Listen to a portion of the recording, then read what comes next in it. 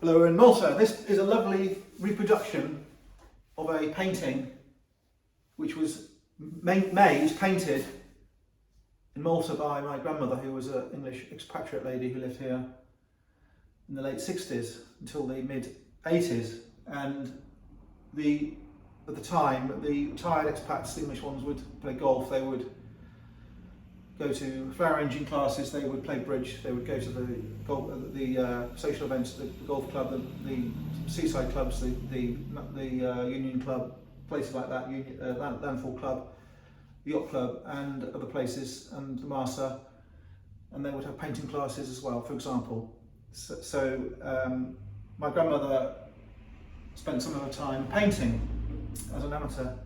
And she painted this picture, not this exact one, because we kept the original, and this is a scale copy of the oil on panel. The panel is a pressed panel, artist board, with a texture, which you see a lot around 1970 in Malta and in England. And what she's done is she's done a really good picture of Malta. And I'm going to try and explain to you why I like the picture.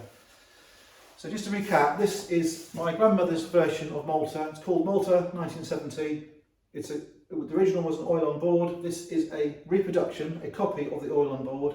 This has been done by Deco Manufacturing of Tikali, and it's a canvas interpretation on a stretcher. It's €200 we're selling them, and they can be made any size. So what my grandmother did is she decided to use some vivid colours to try and capture Malta. And I remember seeing this when I was a small child, and I liked the picture even then. And you've got the sea,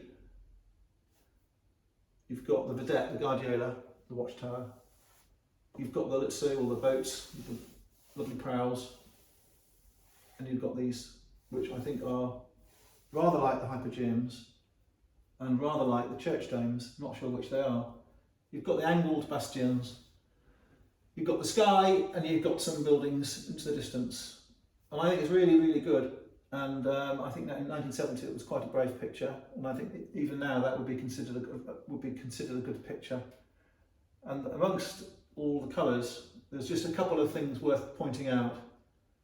She's tackled the shade very well, and most people painting that would make the shade black. And I noticed she's painted the shade here in a grey. She's painted the shade here in a blood colour, same colour as that and that. And she's painted that in a pinky red. And the reason I picked out on that is because my art teacher at school told me to use the wrong colour sometimes, which on the face of it's crazy, but actually it's really quite important. And if you look at 18th century portraits of people, Gainsborough style pictures, Lely style pictures, when they're doing the face, often they don't make the nostril hole black because it's too much for it to be black. They often make the nostril hole that colour. So I've always found that very interesting. Some people, most people will not find it interesting, I know. So it's Jean Dent, 1970, a copy of a really good picture, very memorable, striking picture. I think it does justice to the island, and it presents the island favourably, and I think that amongst the people who've seen the original, most people are really impressed by it. So thanks for looking.